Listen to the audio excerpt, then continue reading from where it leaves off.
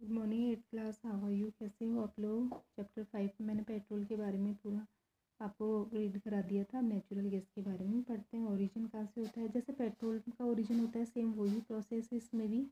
Petrol के ऊपर पहले नेचुरल गैस जनरेट होती है, फिर पेट्रोल निकलता है। Natural gas was formed billion of years ago along with petroleum. ये पेट्रोलियम के साथ ही निकलती है। When microscopic sea plants animals died and got buried under the sand and mud. जब सी के अंदर वॉल्केनी या अर्थक्वेक के कारण, किसके कारण भी प्लांट और एनिमल्स दब जाते हैं सैंड और मड में, तो these plant and animals under anaerobic condition change to gas and petrol. तो इन प्लांट्स और एनिमल्स में एनारोबिक रेस्पिरेशन के कारण ये गैस और पेट्रोल में चेंज हो जाते हैं। कंपोजिशन देखिए, natural gas consist of 95% methane and 5% of mixture of ethane, propane and ethylene. Natural gas में 95% मीथेन होता है और 5% में इथेन, प्रोपेन और इथाइलिन होती है। Occurrence, natural gas is found trapped between imperious rocks, sometimes along with petroleum and sometimes with petroleum. Natural gas कहाँ trap रहती है? रॉक्स के बीच में, कभी पेट्रोलियम के साथ और कभी बिना पेट्रोलियम के साथ। In India gas field have been discovered in Tripura, Mumbai, high, Krishna Godavari delta and Jaisalmer. और हमारी इंडिया में कहाँ कहाँ डिस्कवर करी गई है? Tripura, Mumbai, high, Krishna Godavari delta and Jaisalmer में। यूजेज ऑफ नेचुरल गैसेज, इसके क्या क्या यूजेज हैं? As a source of hydrogen and carbon, when natural gas is heated strongly in the absence of air, it decomposes to form carbon and hydrogen. जब इसको air की absence में decompose करा जाता है तो ये कार्बन और हाइड्रोजन में डिकम्पोज हो जाती है। As a fuel natural gas है very high calorific value of 55 kilo joule per gram. It burns readily. It is used as a fuel in homes, automobiles and industry. Natural gas है तो इसकी जो calorific value है वो 55 kilo joule per ग्राम है और ये रैपिडली बहुत तेज़ी से जलती है और ये होम्स में फ्यूल के रूप में, ऑटोमोबाइल इंडस्ट्री में फ्यूल के रूप में काम में आती है। नेक्स्ट है कंजर्वेशन ऑफ फॉसिल फ्यूल्स को हम कैसे कंजर्व करेंगे, इनको कैसे हम इनको संरक्षित करेंगे।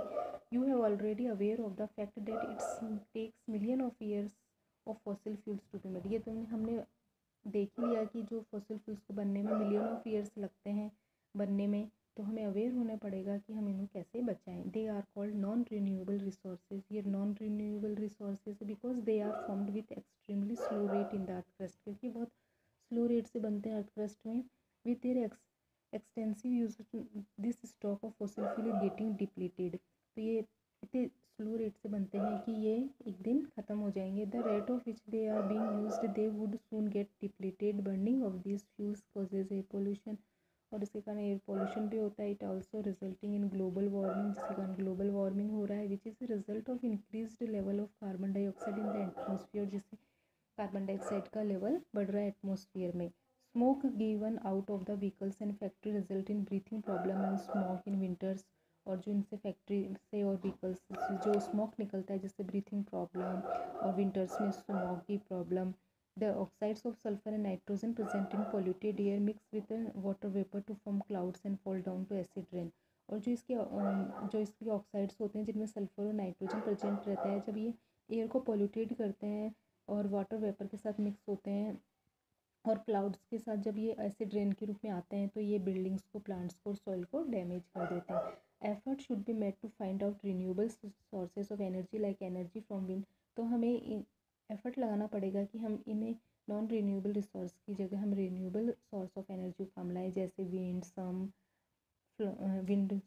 Flowing water, as this can not be existed and are non polluted. ये ख़त्म भी नहीं होते हैं और ये नॉन पोल्यूटेड भी है। The petroleum conservation research association advise people to save fuel in the following way. जो PCRA है, पेट्रोलियम कंजर्वेशन रिसर्च एसोसिएशन ने एडवाइस करा है कि लोगों को इस पेट्रोल डीजल को कैसे सेव करना चाहिए। Drive eight moderate speed, moderate speed में ड्राइव करना चाहिए, ना ज़्यादा ना तेज़। एंश्योर करेक्ट टायर प्रेशर, और हमेशा टायर के प्रेशर को चेक करते रहो। इंजन को ट्रैफिक लाइट्स पे स्विच ऑफ कर दो और सर्विस रेगुलरली कराओ अपने व्हीकल्स की। और पब्लिक ट्रांसपोर्ट का यूज़ करो ज़्यादा से ज़्यादा, और बाइसिकल का शॉर्ट डिस्टेंस के लिए। Use car pools to go for to school. ठीक है, अब हम नेक्स्ट वीडियो में देखेंगे और आप इसके क्वेश्चन आंसर खुद फाइंड करना।